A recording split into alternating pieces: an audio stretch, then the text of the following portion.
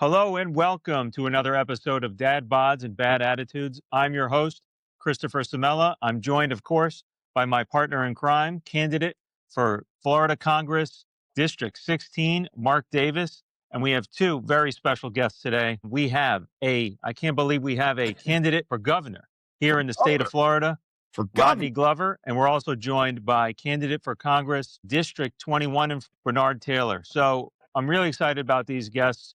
Mark, I'm going to turn it over to you. You have some topics.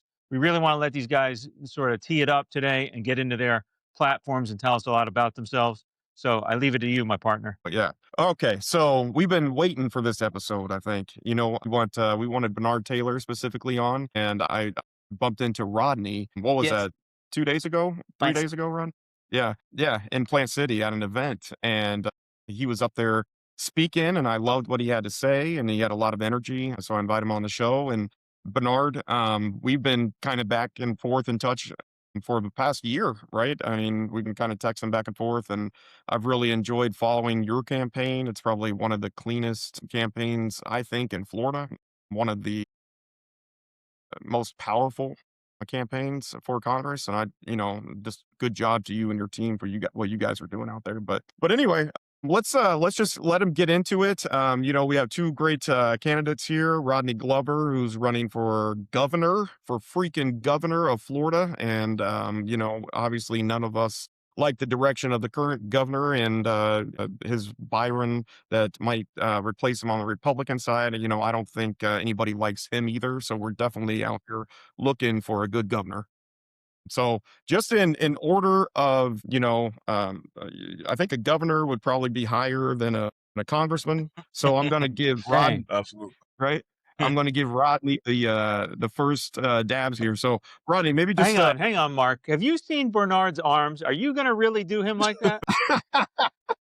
I have. No. You got it, brother. You got it, Rodney. All Go right. ahead, man. Let's go to Rodney. All right, but Rodney, you know what our viewers really care about is grassroots, right? And passion and love for this country. So maybe just kind of tell us a little bit about your story, what got you hyped up to get into politics, and you got a very, very interesting campaign, and I can't wait for you to tell people about it. So Absolutely, why don't you just get absolutely. So into I it? did 22 years in the United States Navy. And when I got out the Navy, I noticed civilians and they are like upset. And I'm like, hey, what's wrong with you guys? Like, what is the problem?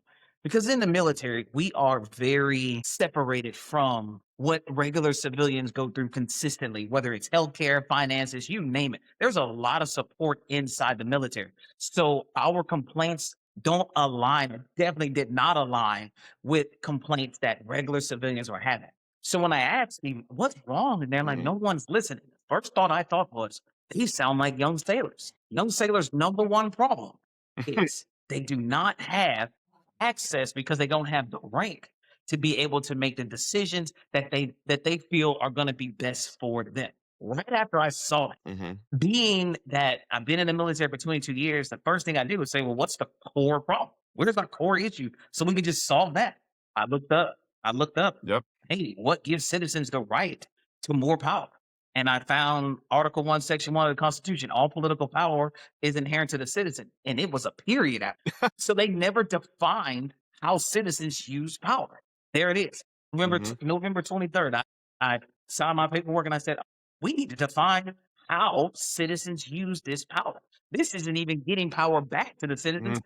It was power that was never allocated to you by Florida's constitution from the Mhm. beginning. Every other job in the state of Florida has what powers they have, except for citizens. It's just not defined. And I wanted to define it so that when a citizen says, but the Constitution, they can actually point to exactly the powers they have. It's the Constitution for the Mhm. citizens. And if it is, I wanted it to say that directly. And Rodney, this is a core part of why you're running. This is like the core single pillar, if you had to pick one, that your You're campaign's correct. That about. is Is the that right? core pillar of making sure that citizens stand at the top of this thing that we call democracy.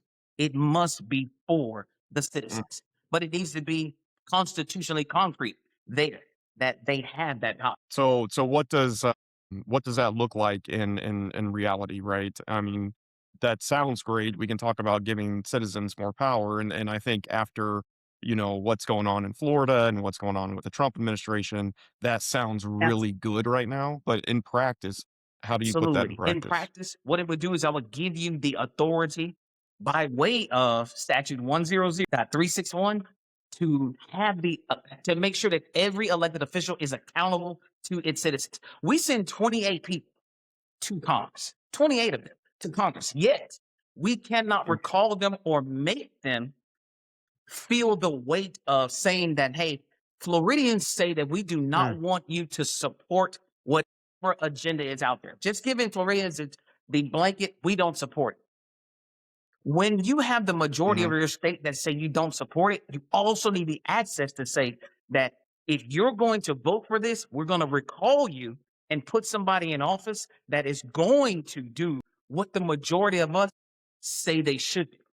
Because when you get up there, you're going to have your vote at the federal level, but you're going to know that if you're not in line with the citizens of this state, that's going to be the last time you vote at the federal level. So that's interesting. I want to go to a couple points, like, and don't let me forget, because you actually put like a policy number on this, right? Like you actually have drafted out like a real policy, right? So like, but it's fascinating, because I take it back a little bit to my campaign, and how are people going to believe me, and I'm a nobody, right? I don't have all this government or all this power backing or party backing, or, we're all grassroots, right? So how are people going to believe that I'm going to actually fight for their rights or for Absolutely. what Right they actually, now, and I just brought this up today. Every one of you congressional candidates that's running for the House, you're going to need an average of 56,000 citizens to give you that support. But when you're in that House, you're going to need 61 of your colleagues. That is astounding that you need 56,000 people to get the support there, but now you only need 61. So if you don't have 61 people backing you right now that say, hey, I also believe in Mark Davis or Bernard Taylor that's coming in here. So as a sitting member or a member that's running, I'm going to back them as well. You're already headed into that leverage. What we want to do when we reform statute 100.361 is to say that if you get there, if you make every promise, because this is the problem, 100.361 allows for promises to not be kept because it didn't allow for us to say that you lied and we could do something to you. That's for all of our House and Senate up to our governor. So when these citizens are saying, how can they lie? It's because there's a barrier that they didn't give themselves to make sure the citizens had the teeth to hold you accountable. So if we're expecting it's kind of like in my vision of what you're saying, right, is kind of like Citizens United. And Citizens United allowed all these corporations to throw all this money out of our elections, right? And they're basically taking the voice away from the citizens. So the name of the bill was bullshit. It was Citizens United, but what it was just corporate money getting funneled into our elections. What you're trying to do is actually Citizens United, right? You're trying to make the citizen and have more power. what you Not will see corporation. inherently, when you spread democracy around, you take a direct stab at corporate lobby because you can't lobby an entire state that has the ability to vote on more pieces of legislation. You could do it with 120 members. You could do it with the 40 members in Senate. You can even do it with the governor. But when you have to expand that, you can't spread that to every citizen. This is an interesting initiative because it's saying that if you want, in order for you to get corporate money out of the system, you have to want to be invested yourself in the system. So this is what I'm asking citizens. If you're saying you want this, and you're saying you want to support your candidate, you want to support Bernard Taylor, you want to support Mark Davis, how do you do that? You also have to invest yourself. You need to be able to, when they bring these bills, when they bring this legislation to the table, have a legislative voice as well, an accent systematically to say that, hey, I'm part of his vote. Well, and it's accountability too, right? And that's what I think we all have faulted. Everybody in this country has faulted on their own accountability, meaning for our elections, right? Because they're not doing their due diligence. They're not looking into candidates harder and finding out who is actually supporting these people, right? Yeah. We are not doing that as a citizen, you know? So I think what you're saying would like an investment of a citizen would encourage citizens to actually dig into politics and find out what they're voting for, not just vote for the next shiny Correct. thing, right? I don't know. Um, I love what The beauty in it is how citizens would evolve with a system that now, when you get your who, what, when, where, why, and how answered, when you have the access to, here's something that's really important. When you have a more faster means to say we made a mistake and we need to roll legislation backwards. This is everything that's in the plan. Mhm. I don't want a system that says that we're zero mistake, because that's not true. There may be someone that, there may Yep. be a hiccup, there may be something that happens in our economy, like the war right now, that shifts how our finances were going to work when we wanted to support one bill. You need the act. We need faster access to ask citizens. Hey, we have to move money now to support this issue, and here is why. And see now if citizens understand that and give that support. So now it's not just Mhm. what we're relying on. What I want people to do is I don't want them to believe in me. I want them to believe in a system that they have access to change. I don't want them to Right. believe in any person. I want Yes. them to believe that the system that we put in place is one that is grounded in ethics and integrity and accountability. So now, Mhm. Rodney, let me interject that what the importance that I see with that is you have an entire country, and I'd love to hear from Bernard on this one. You have a country that was told by this guy for 10 years that I alone can fix it. Mhm. And what that has done is created this belief system in the voting populace, that in the cult of personality and demagoguery, which says that one person can fix something, or that there isn't a system. The system that we've seen, at least on a federal level in particular, is in shambles, right? And it's fallen apart. It's disintegrated.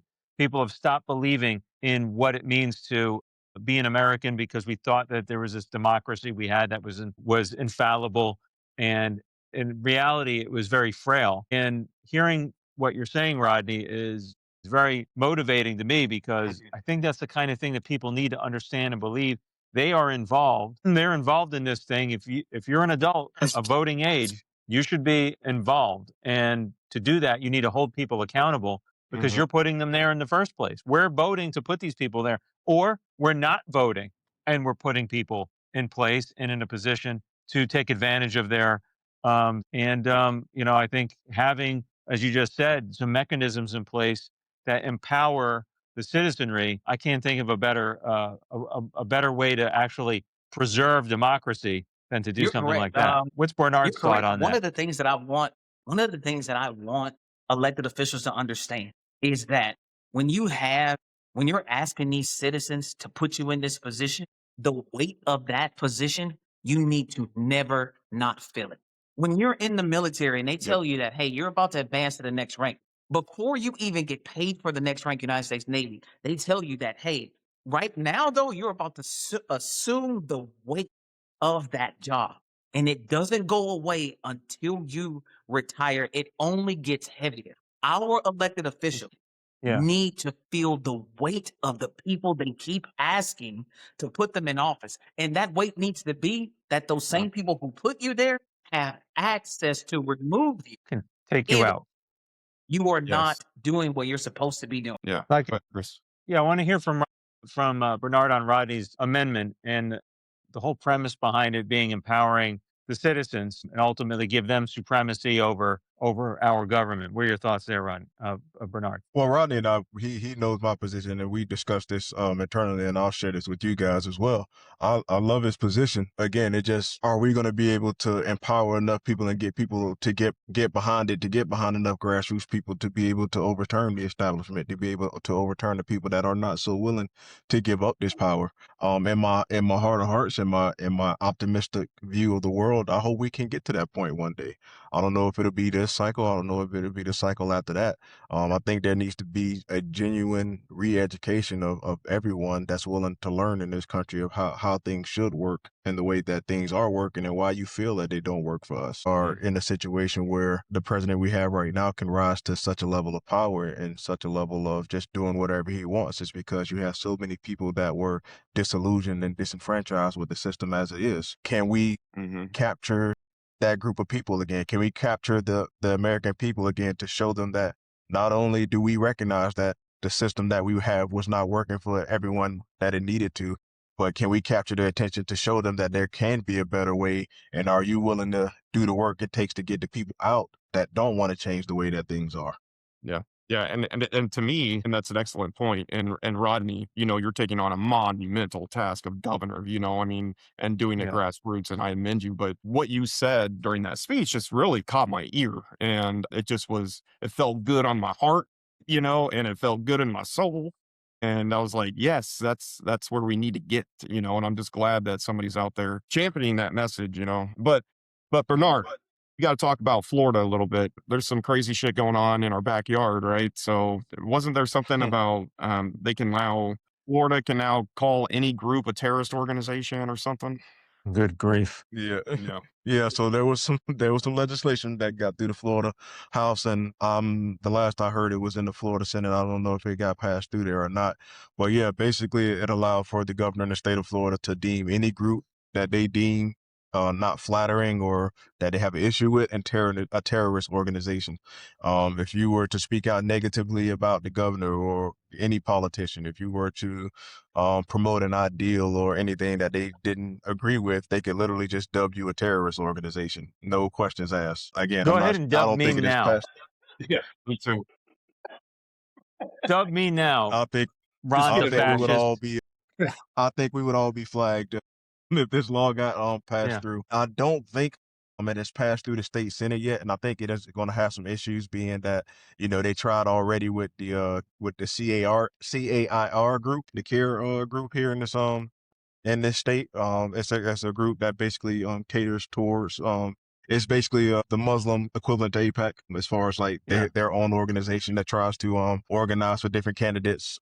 They took them to court and won their case because Ron DeSantis tried to deem them a terrorist organization, and it didn't work. So Sure. I don't think he's going to have any teeth to stand up. But again, man, that goes to show you the priorities of this state. They still try to focus on unnecessary and ridiculous culture wars and wins of that nature, as opposed to the wins that we really need to see here in the state of Florida, Right. whether that's, fighting against overdevelopment here in the state, whether that's addressing the homeowners insurance crisis here in the state, whether that's addressing the cost of living and the fact that, all these different corporations are basically trying to turn us all into renters. The things that we need to focus on, Yeah. they don't focus on, because those are the same people that line their pockets and they keep their base That's it. distracted with this ridiculous nonsense that doesn't affect how me, Mark, Rodney, how any of us, feed our families. No. Yeah. That's right. I mean, the whole thing is crazy, and I just want to add one more thing. And this is how I understand it: that it was always the federal level that could identify a group as a terrorist group. Like, it had to come from the federal level, and I'm Right. pretty sure that Mhm. we are the first state that is pushing to be able to call a group a terrorist. What At an honor. the level. Yeah. Really. What an Yeah. honor. Thank you, Ron the Why? fascist. Why are we Okay, I think doing this? Mark, I saw somebody the other day said between Florida, Texas, and Missouri, we are always the first to try some nonsense. And I think we just take turns on which state it's going to be to try that Right. nonsense first. We are the nonsense trifecta. Well, not for Let's much go, longer. We're gonna Mark. get Let's ask these gentlemen something about. Let's ask them about. This is very topical right now. State of Florida news. Bernard, if you were to win, you would not be voting on this because you would be in the U.S. House. But Rodney, if you were the gov, you could do something about this. They're trying to pass basically massive property tax amendments and to obviously reduce in large part the taxable amount of money that would be due for property taxes out of homeowners across the state. But this, of course, is not to help regular schmucks like us. This is to help their rich donors, people who have many, many multi-million dollar properties. throughout the state. So the massive shortfall that I see if this were to come to fruition, they're going to have to make up somehow. Let's hear from Rodney on this. Rodney, what do you know Yeah, about this I actually, this if you go to tragic the bill? website, you already see that I did do a deep dive into property tax elimination. I know it's a corporate giveaway, but here's what I would tell anybody. I'd say, hey, first thing when somebody asks me about this, the first thing I would really do is I would remove everybody who's a homeowner from that leverage. I don't want your home to be leveraged for property taxes. I don't want you to be kicked out of your home that you paid for that's already taken care of. So Mm-hmm. when we take out the portion of leverage that makes you homeless, then it means that we create a way for people to approach this differently. Right now, the reason that this is such a push is because Senate Bill 102 doesn't provide, now this is a stackable thing. Senate Bill 102 already passed, doesn't provide any type of rent control in the state of Florida. Matter of fact, they say because we passed Senate Bill 102, we will never address rent control in the state of Florida. Then you take that to Article 1, Section 7 of the Constitution, which gave 3% increases cap on everybody who homesteaded back in 1990s. But then you got to throw that on top of the welcome stranger tax. A lot of the things that we're experiencing right now, we're going to have to go back on, I wouldn't even say unfortunately, it's just the nature of what we allowed to pass. So I think it's a terrible idea because they never addressed the leverage and they have not still addressed where they're going to make up the money from. But every citizen knows that it's going to be made up from your pocket. We know that. Whether Yes. and it's just where we're going to see it. Is it going to be in the grocery store? You know what? Honestly, that's where it's going to be at. It's going to be in a grocery store. It's not going to be in our third spaces that they call it. It's not going to be in our parks. It's not going to be at these things that not many people can afford to go to. It's going to be where we have forced you to have to go through something that affects you economically. Is where we're going to push that. So this is a small percentage would be exempt. There are more corporations that own more homes than homeowners in the state of Florida. So right now, more corporations are paying for Florida property tax than citizens are. Why remove that from all the people who are buying it up anyway? Let them buy it up and keep having to pay all these prices until we come up with a plan that works for citizens. I haven't even heard a clear picture yet as to the reason we want to remove property taxes is because it's affected this place. But there's no clear problem. The most problems I see citizens say is, how come my property taxes aren't being used to fix the things around that they're supposed to be used for? How come our property taxes aren't making sure that we have the best schools? I mean, Orange County just closed 7 schools. 7? Yeah, we're going to close out 7 schools. Where are kids going to school? So, getting people to just say, hey, did they even put a problem there? Like, did they even tell you what the issue was as to why this is why we were needed to be pushed in this direction? Did that even come out? Are we even creating critical thinking to ask those questions? But it all goes back to my core problem. Why? I believe, moreover, and I've met more people that say, why do I need to listen when no one has to listen to me? I've heard that so many times. Hey, I can call and you don't even get a call back. I call somebody and you're just talking. And we've seen this. People call these numbers. You're talking to these aides. They're giving you all this stuff. And then the main person, the congressional representative, votes for it anyway. This has been happening for decades. This understanding of where we are right now, I could tell a citizen right this moment, my answer is I would not vote for this because there's not enough information provided to me. And I'll tell you flat out, if I don't have enough information, my automatic vote is no on anything. If you don't give me a good timeline, it could be the best bill ever. If it's 1,000 pages and I got 24 hours, I voted no. Because there's no way I can read 1,000 pages and accurately account for the information to say that I made this educated understanding when I gave my vote. So my answer would be no. But if we don't correct, if we can't figure out, if we can't get more candidates to say, hey, also, I want to correct this part of the system. I want to make sure that bills don't come at the last minute or they just don't come. I want congressional candidates to say, hey, don't bring before me 1,000-page bill. I'd rather have 1,000 bills that are 50 to 100 pages than 1,000-page bill that I got to read for 24 hours. That could Yep. have anything in it. And then, but citizens have an Me- expectation of Mr. Mark and Mr. Bernard. They don't care that it's 1,000-page bill. And you got an hour to peruse that. They have this understanding that Yeah. if you miss something that I found, that you were wrong because you couldn't go through all of that. But the reality is, I don't expect you to be able to do that. It doesn't matter if you even have the latest AI technology to peruse through the entire thing. There are so many topics. There's so many other pieces of legislation that this ties to. The layers that we need to peel back in order to start Yes. doing this is something that citizens need to say, not even maybe, can we slow down? So, Rodney, I want to ask Mark a Agreed. question, which is, Mark, when you think about who's out there right now to run for governor, and I don't know everybody because I've seen an absolute laundry list of people who want to run for governor. Are any of them going and doing the kind of deep dive that Rodney is doing right now? I mean, this guy seems to really know the ins and outs of the state constitution. Mark, what do you think? Like I said, I mean, Rodney sparked my attention during his speech a couple days ago.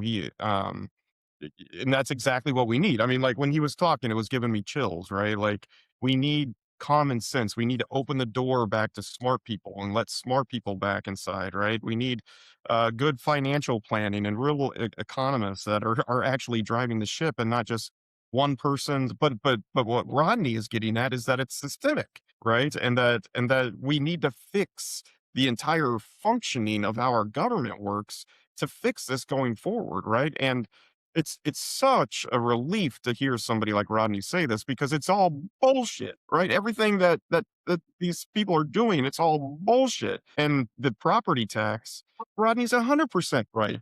There is no thought out plan. There is no This is like the Iran war. how are we There's no gonna plan. how are we going to keep our public schools? But furthermore, there is corruption in it, right? He just said that the majority of the homeowners are commercial in Florida. So these big commercial places that have all this money are paying Ron DeSantis to get rid of property taxes, and they're saying "fuck you" to us. It's unbelievable, right? Yeah, agreed. Bernard, your thoughts on that topic, if you have any. Again, can't say it no better. You want to get rid of the revenue in the state that funds the roads, that funds my job as a firefighter, that funds the police service, that funds so many different things that affects everyone's lives and livelihoods. And you have not demonstrated or shown a plan of how you plan to replace that revenue. You can possibly None. see an increase in sales tax, which would put the burden on working class people and people that don't even own a home. So I'm already saving. If I don't own a home, I'm already saving money not paying property taxes. Why do I have to pay a tax to supplement the commercial homeowners and even the residential homeowners? No disrespect, I'm a homeowner myself. I don't want the working class, mom trying to supplement me for owning a home. That's just not the way this should work. Now, if you were to tell me that you were going to get rid of property tax and then institute a wealth tax to replace that revenue, sign me up. Let's do it.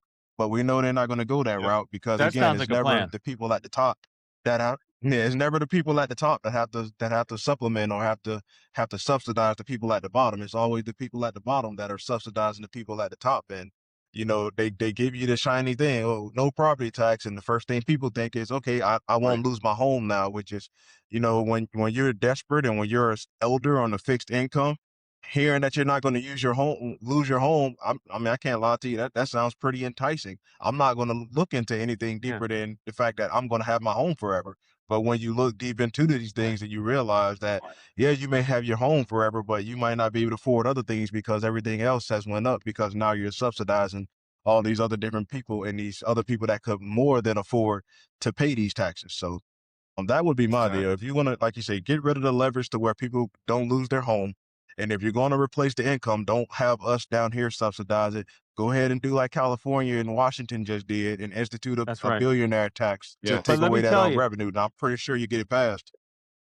Woo! We got two good candidates here today. Woo! But Mark, listen to this. I mean, these guys are on fire. They know what they're talking about, and they're talking like real people that are living a real life that most of us Floridians can relate to. One thing Bernard's saying, without saying it explicitly, is Mark Zuckerberg would not have moved here from the West Coast and bought $100 million home, wherever the hell it is, Miami, Star Island, or Coral Gables, or wherever it is, if he didn't know for sure that when he got here, he wasn't going to get hit by the tax man. So he knows that DeSantis and all his cronies in this slimy legislature in the state, they have no intention of recouping the money that we lose, the revenues that we lose from reducing property taxes in any other way other than diluting it either across the entire tax base or the population in general, because anybody pays a sales tax. Mhm. Anybody at all pays a sales tax. So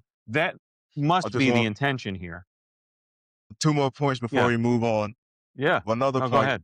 to your Zuckerberg point. I don't know if you saw, but I just read about a couple hours ago.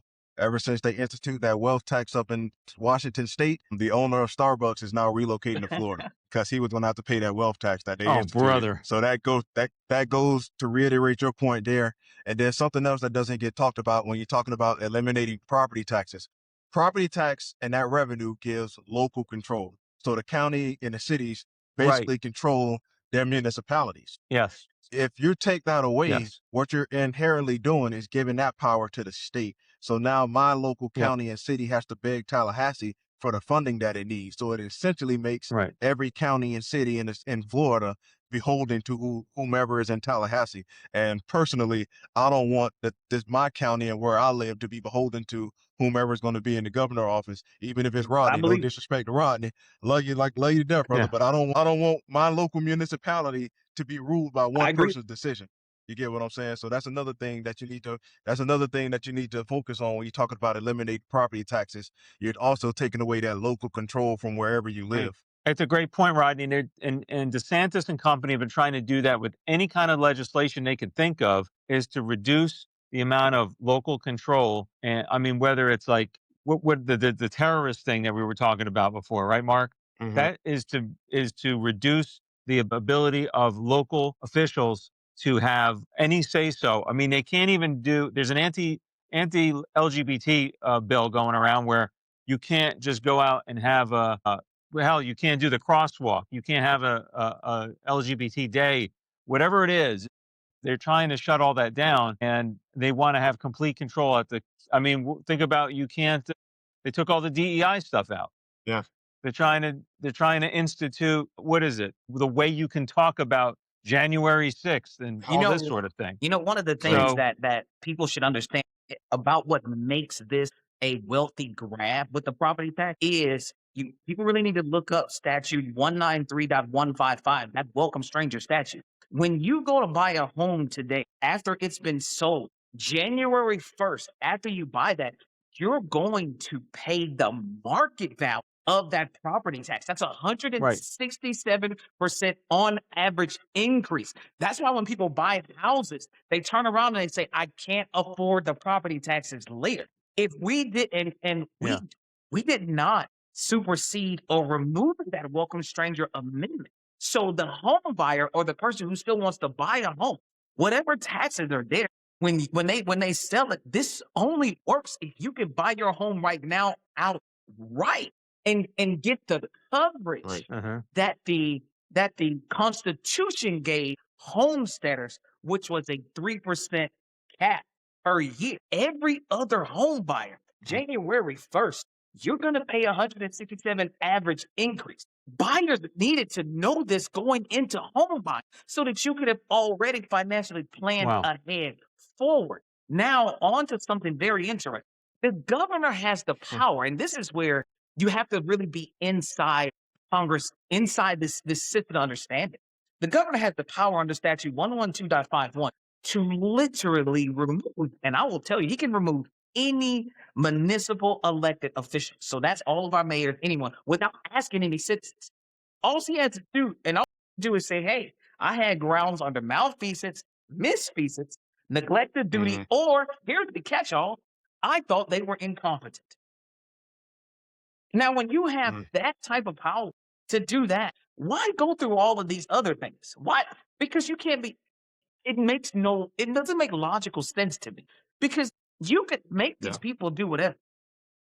So are you talking about like even like officials on school Every boards or? single municipal, yes, official, he can just pluck you up out of it. Yes, under statute 112.51. Now, here's my thing. Mark and Mr. Bernard, when you guys get this office, are you keeping the day job that you have right now? Probably not. No, I am. no. I have to. Brother, I need 2 jobs to live in this So, economy. I will be working 2 jobs and when look I at how win. interesting Well, that I is. used to Because imagine say, running oh, for one of these I'm municipal trying to get offices you. and finding out that you didn't want to keep your day job, and that if you don't do what the governor says do, he could just remove you from that seat without having to ask a single citizen that put you in that office. And now listen to some of our candidates say that they need to keep their day job and do this job. It's in. Yeah, right. Yeah. Hey, Mark, Interesting. what are your thoughts on really getting to know these candidates? Let's start with Bernard, maybe on some of his background and what makes him a great candidate. Would you like to get into that, Mark? Yeah. And honestly, we probably need to start thinking about wrapping up. But Bernard, why don't you just tell my followers and I'm 100% behind your campaign, and I love everything about it. But give them the emotional roundup here and let them know how to donate. Absolutely. Well, guys, again, I'm running for Florida Congressional District 21. My name is Bernard Taylor. The Congressional District 21 covers St. Lucie County, Martin County, and Northern Palm Beach County. And the real short and simple of it is, guys, I don't get to be disconnected from people. My job shows me the worst in society every time I go on shift. I see how people are struggling every day, whether that's with the healthcare system, with cost of living, whether that's with just getting by. And, it gets to a point where you want to do more than just, transport them to the hospital. You want to help prevent some of the things that are leading to their life being a way that you see it. And, for the past year, I've been working, I've been getting out in the community, and I've been building those relationships with everyone in my district to let them know that I'm really someone that actually cares about their well-being and wants what's best for everyone in my district, regardless of, who you are, what you believe, and what political party you're affiliated with. Because at the end of the day, we're all people. And at the end of the day, I truly believe everybody just really wants to be healthy, live a good life, and not be bothered. If we can get people in office that actually represent the working class and the everyday American, as opposed to the wealthy elite and the donor class, I think we can truly turn this country around and lead it to where it was supposed to be, to where the original founders of this country thought it should be. If you want to learn more about my campaign and some of the policies that I want to implement to help towards that goal, please visit BernardTaylorForCongress.org. Again, that's BernardTaylorForCongress.org. You can find my policies there. You can sign up to volunteer for the campaign, and always, contribute if you can. I know times are hard. Every dollar helps. Every $1 you give goes towards a door hanger, a walk card. All these different things that help us grant establishment and donor class candidates. So very much appreciate it, and thank you for all your support. And Awesome. that's awesome. And Bernard, where do you live right now? Oh, he dipped out. Ego. Dang, Bernard. Man, Bernard don't play. He just Peace. That is awesome. wild. Oh, All he's right. trying to get back in. He's trying to get back in. Damn, Bernard, we thought that was a mic drop. You did your Yeah, you're pitch and then you Oh, went. no, man. No, I thought somebody heard. I think his signal just isn't very good. Bernard, I think you just have a little bit of bad reception over there. Can you hear me now? Yeah, we can hear you. I thought somebody from the establishment heard me and dropped me out of the live, dropped me out of the recording. They did. They did. But Hey, it they got was. ears, they The got eyes and ears establishment got everywhere. you. All right. I Right. love it, man. Go to Bernard Taylor's website, throw some money at his campaign. I watch him all the time, and they're doing great work in District 21. So thank you, Bernard, for your firefighting, and thank you for stepping up in these troubling times. I really, really appreciate you, bud. Mark, let me No, I add appreciate that you guys. Thank you I for having lived me in on. Mark's. Yep. And Bernard, I lived in District 21 for many years. They've moved it around a little bit. They changed the shape of it sometimes, but I used to live in Stewart. So I'm very familiar with the constituency up there. And, ultimately, number one, I think you're going to win. Number two, I think ultimately you're going to go head to head with an opponent and Brian Mast, who is he's basically a corporate shill. I know he likes to tout all his service, but he's not a Floridian. He didn't grow up here. He didn't live here. He's from Michigan. He was sent here by I call them the Koch brothers. That's Koch. And they put up the money years ago to send him down here. Heritage Foundation plant is what he is. He's a terrible human being. He's a deplorable person. The way he treats his constituency with abject contempt is just grotesque. And I can't wait for you to beat him, because they have had Democrats in that district. The last guy that was there, his name was Patrick Murphy. It was kind of like your quintessential Yes, sir. a blue blood Democrat. And I've met the guy on a few occasions. He was a decent guy. I think he was feeling himself a little too much, and he went for the Senate, as I recall. And he Yes. didn't win. And what happened was that opened the door to Mast. If he had stayed in there and waited it out, because he hadn't been in that spot for very long, in that seat, I do think he would have kept it. He would have retained his spot, because it's hard to bump out an incumbent. So you do have your work cut out for you. But the problem for Mast is that he is a shill for Donald Trump. And I think people are watching what this man is doing as the president of the United States. His approval rating is the lowest in the history of the United States for Yep. any sitting president. Everything he's doing is an abject atrocity. And Brian Mast is going to continue to go out there and shill for this guy. And that's his weakness. And you're going to go after that weakness and let everybody know that you're representing Floridians, not the Donald Trump agenda, whatever the hell that is. So I really back you. I think that you have a great chance of winning. I know the constituency up there, it'll be close regardless, in my opinion. Yeah. So any final Yes, thoughts absolutely. on the race itself? So the beautiful thing about what I've noticed here in District 21, and it's all of Martin County, so you would still be in my district if you were here. The influx of people to this area, because South Florida has become so unaffordable when you talk about Dade County and Broward County and Yeah. Palm Beach County. There are a lot of people that moved to St. Lucie County that are more independent and Democratic leaning. So when you look at the latest Cook political report, I think they have the district leaning R+5. And that's only counting Republicans versus Democrats. That doesn't even count the independents. So when you look at the breakdown of this district, it is 185,000 registered Democrats and 180,000 registered independents and NPA affiliates. So that's 365,000 potential voters. There are only 250,000 registered Republicans. So even if I don't convert any of them, which again, I've been campaigning for a year and I get everybody from Democrats, independents, and Republicans to support the campaign. But let's just say I turn out my base and win all the independents, the numbers would suggest that I would win this race by 7 points. So it's not an impossible task. I don't live in a possible district to win. It's literally about giving people someone to believe in so that they feel the motivation to turn out to vote. And like you say, I don't believe we've ever had a better chance to win this seat. I don't think our opponent has ever been weaker in terms of his standing in the district and the fact that he's so closely associated with the president. He just rubber stamps anything that he says. And also his spot, he got ambitious and now he's the chair of the House Foreign Affairs Committee. His committee is solely responsible for being able to assess foreign relations and influence on whether or not we go and get involved in these wars. So he has a direct impact in terms of those, in terms of what's going on from a foreign policy perspective. And I think we can all agree that nobody believes in the foreign policy perspective in this administration right now.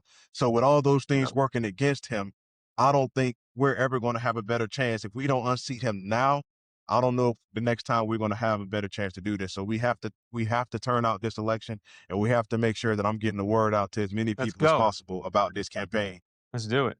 Damn right. And Bernard, you were saying you're also a regular guy. I mean, you're a hardworking guy. You've been a fireman, and you got a family. You want to tell us anything about just what kind of person you are? A little bit of the background. Yeah, again, man, in the community. I'm just a regular Floridian, brother. My family's been here for 4 generations. I grew up here in my district. I work in my district. I serve the people in my district. I'm a husband, father of 5. Again, I don't have no aspirations for any type of political power. I'm not trying to seek higher office. My wife already told me, don't try to go up because I ain't trying to be nobody first lady. So I ain't got to worry about none of that type of stuff. It is literally like me just wanting to do right for my community, man. I don't have any aspirations to be rich because I'm a true believer in Biggie Smalls, man. The more money you got, the more problems you got. And I don't like problems. Yeah, So uh-huh. I live well within my means. I'm a simple guy. I like watching movies and playing Xbox in my spare time. And again, brother, I'm just out here trying to represent for the regular folks. Hold up though, Bernard. That's all great, but I commented earlier, I've seen your arms. You ain't just doing Xbox. You got some guns hanging from those shoulders. I go to the gym. Yeah, I go to the gym every now and You again. lifting? Yeah, I go to the gym every now and again, man. I gotta stay in shape, bro. The worst thing I would ever want to happen to me is if I go into a fire and I go in there and I'm trying to pull somebody out and I can't do it. I don't want that on my conscience. I try to go and keep myself in shape as best as I can. That's awesome. That's awesome. And I wanted to point out, you said you were a boxing fan. Here's the quiz. You are a combination of names of two successive undisputed middleweight champions. Who are those two men? Oh, that's a good one. They had to be in succession, like back to back. They were have in to be back-to-back succession. title Your holders? name is the first name of one and the last name of the other. Middleweight, I would have to go with Ray Hearns. No, it's your names. Your names, literally. My literal names? Just tell them. Yeah, your names are the name, first name of one and last name of the other, two successive undisputed middleweight champs. Well, my real Bernard Hopkins and Taylor. You got me on the Taylor. I know Bernard Hopkins is one. Jermaine Taylor. So Jermaine was the guy Jermaine that beat Taylor. There you go. Executioner. Jermaine Taylor. Yes. Jermaine Taylor, Yes. Bernard Hopkins. There you go, man. I get there you go. There's give some 50%. boxing I give 50%. trivia. You get 50%. Yes, there you go, man. My kids are about ready to break down the door. Hey, What's the matter with them, Mark? I don't know. Hey, Rodney, why don't you do something similar? Give people the emotional feel about your campaign. Yeah. Tell them where they can donate, and I'm going to be watching you just as much as I'm watching Bernard Absolutely, from now absolutely. on. Okay. First and foremost, let me be clear. I take zero donation. All I ask citizens to do, go to Glover2026.com, get my petition. Get my petition, download it, take it to your supervisor elections office, and turn it in. I am all about investment. Citizen investment. You either are invested or you're not. And I'm dying on that hill. I don't want anyone's money. I use my own money to travel. I'm okay with that. What I want to know, if the governor's seat requires the most votes in the state, then I want to know if citizens will also do the work, do the networking to make sure that my message gets pushed. That's what's important to me. I know that getting citizens or trying to get accountability over this system is important. I know that it's a really important thing. And if we're going to have hope, we need to have hope in something that works. And accountability works when it's accessible. Yes. When there is no accessibility to accountability, we get what we get right now. So the one thing that I want to rest my hat on, want to hang my hat on is, do citizens want to have control over their elected officials? If you do, then I'm the candidate for you. I'm not even up against other candidates, even though I know there are other people running. I just want to know if citizens would like to do something different. If you would like to see a system that works, let's put one in that you're a part of. If you don't, this may not be the time. This may not be our generational moment that we reach enough people, but I hope that I at least plant a seed, because maybe there is a candidate out there that, because they do have the financial backing, because they do have that the message gets pushed, is haven't seen it.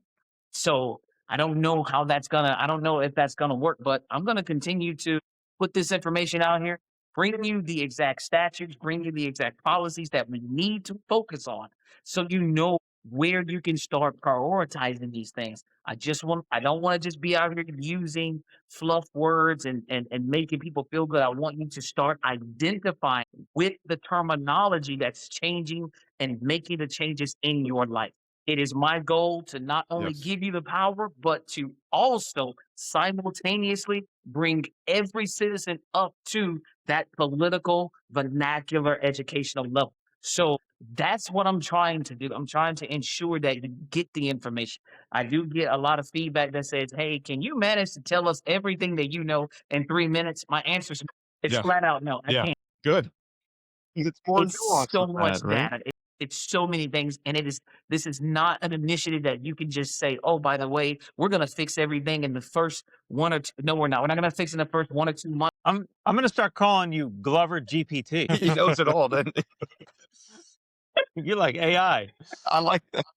Rod like that. GPT. So right now, Yeah, I but I mean, don't but want anybody. I don't want to. it's reflecting. Right now, I want you to be able to say, "You're gonna do. This is what you're gonna do." I want you to say that, but I want citizens to know that if you say you're gonna do something, that they can hold you to. There it is. Glover2026.com. I'm going to download the petition. I'm going to send this thing in. I'm going to walk And that's down what, there and that's do it. really what it comes Pretty down good. to. It really comes down to that. And I know there are people out here looking for hope. Hope comes when you also do the work and invest your time. And that's what I'm asking you to do. Invest Right.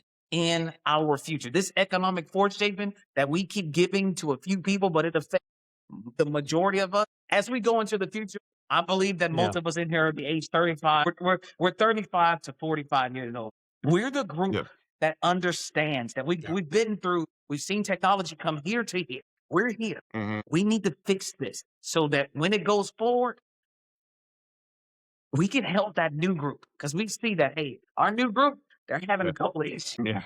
Yeah. Yep. I mean, it's a great point, Rodney. And, Yeah. and you can tell that, let's be honest, the generations of the boomers in particular, they really did not intend at all, in large part, to leave a better No. functioning democracy or economy for everybody. And, if we're just being blunt about it, and it's our opportunity to fix that. But it's an uphill climb. So I really appreciate where you're coming from. And again, it's Glover2026.com, Glover2026.com, Rodney Glover for governor. And then we've got Bernard Taylor for Congress.org, Bernard Taylor for Congress.org, and Bernard's running for District 21 in Florida. And of course, Mark, can't forget you, bro. You've been out here.